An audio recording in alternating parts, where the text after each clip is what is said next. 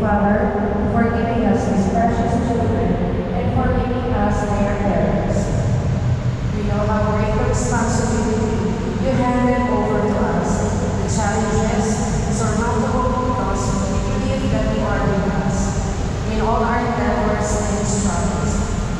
We believe you enough with us, and you will lead us to where you want us to be. We ask you, Father, for the inspiration and intercession of Mary and Joseph, that you will bless and keep us from all harm. Keep our family together in love and peace as we fulfill the mission you have entrusted to us. Lead us the way, O Lord. Amen. Parents, please be seated. First Corinthians, please kneel.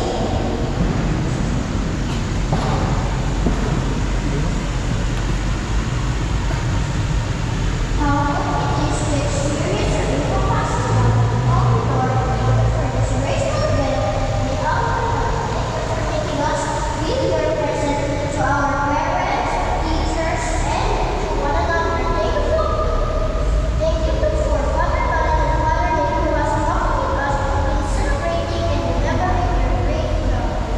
For each of us gathered here, may this moment become for us a beginning of laughter, joy filled life as members of the church. Allow us, Lord, to remember you in the Holy Eucharist. Walk with us as we feature dreams and aspirations. May we become for others living bread that they too will experience your love through us. Amen. Please all stand.